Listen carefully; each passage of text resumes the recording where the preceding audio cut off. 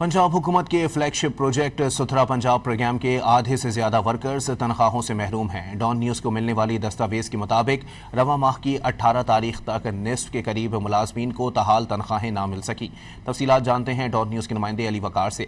अली वकार, बताइएगा तनख्वाहें क्यों अदा नहीं की गईं और गरीब मुलाजमीन को तनख्वाह ही नहीं मिलेगी तो घर कैसे चलेगा? हुकूमत का मौक़िफ़ क्या है?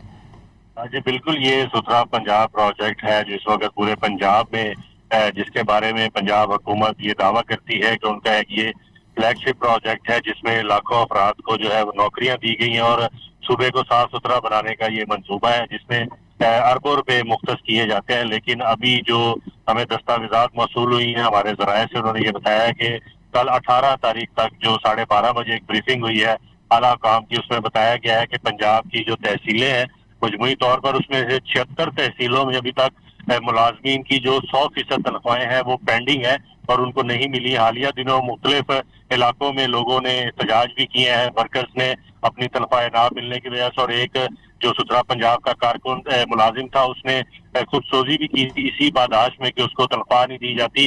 गर्मी में और आंधी तूफान बारिश में वो अपनी खिदमात देते हैं लेकिन बर वक्त अदायगियां नहीं की जा रही, जिसकी वजह से एक तशवीश पाई जा रही है।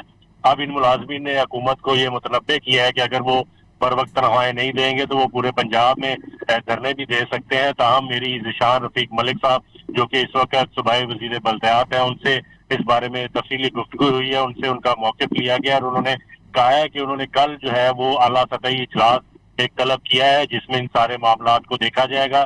जिन कॉन्ट्रैक्टर्स को हुकूमत की जानिब से अदायगियाँ की गई हैं उन्होंने आगे मुलाजमीन को नहीं दी, जो कंप्यूटराइज डाटा है पैसे ट्रांसफर करने का, वो तमाम अमूर जो है वो कल ज़ेरे गौर लाए जाएंगे और उनका ये कहना है एक हफ्ते के अंदर अंदर तमाम जो लाइबिलिटीज है मुलाजमीन के पैसे हैं वो पंजाब हुकूमत अदा करेगी। जी बहुत शुक्रिया अली वकार।